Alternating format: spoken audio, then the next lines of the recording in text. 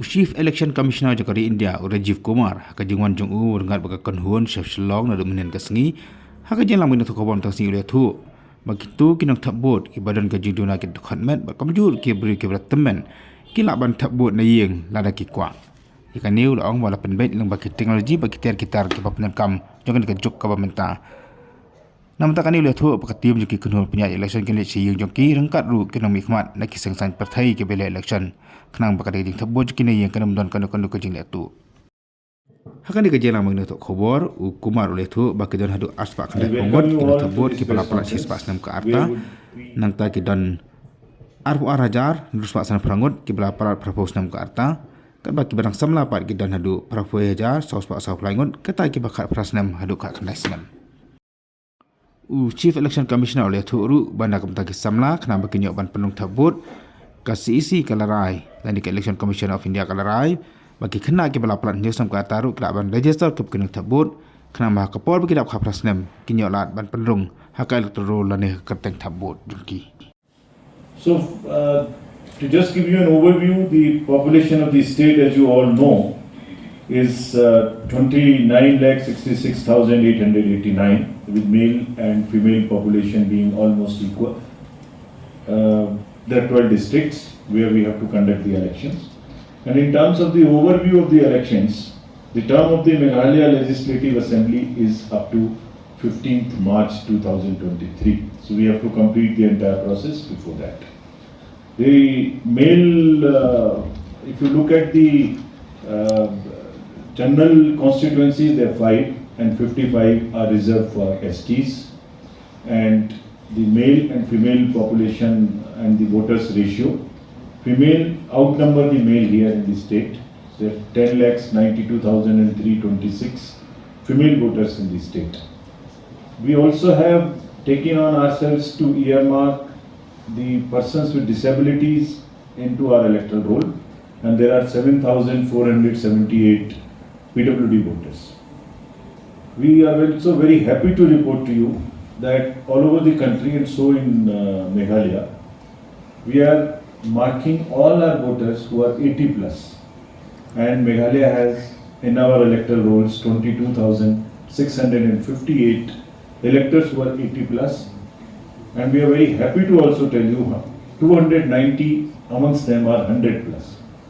So our respects to them. They have been always participating in the elections, and it's because of them that we are here in this shape of the democracy.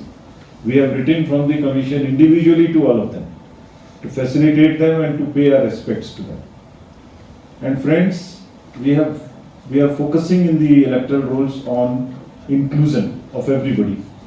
And the 18 to 19 years voters are also 81,443. Gender ratio is very happily 1022 in the state here. And EP ratio after this SSR is increased from 630 to 645 in the final rule, which again is a sign of the participation and more inclusion. This was during the SSR it happened. Another interesting thing we have started is that we are trying that after the 17 years, if somebody is completed, we give them an option to give an advance application to us. So we'll keep it with ourselves, and whenever they turn 18, we'll make them voters. This is to start inculcating the democratic values and ethos right from the beginning. And you'll be happy to know that 950 youth of 17 plus age have registered with us in advance. So this is again a happy situation that people of the younger age are coming forward. Since 81,443 are 18 to 19 years, and I would request that when we have taken efforts to enroll them, they also convert this thing from roll to poll. They also should come and vote in the elections. Senior citizens, as I mentioned, have an option which Commission is giving to, if they do not want for any reason to vote to the polling station, the Commission will go to their houses. So there is a provision of Form 12D which they can file, which will be open after 5 days of the nomination. The senior citizens can register our experience is that many of them wants to come to the polling station because they want to also participate in the festival of democracy. But if they decide, for some reason, our parties will go home and take their vote. And how would we ensure the secrecy of the vote? The team will go, the political agents of the political parties or candidates would also be allowed to go with them, so that nobody can influence the vote of the senior citizens. This will be videographed also, and this will be communicated in advance as to when the parties will go and pick up the votes.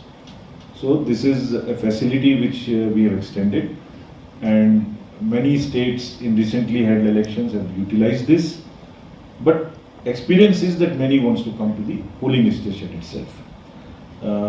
Form 12D would be available to them and also to the persons with disabilities. If they want to vote from their home, that also is possible.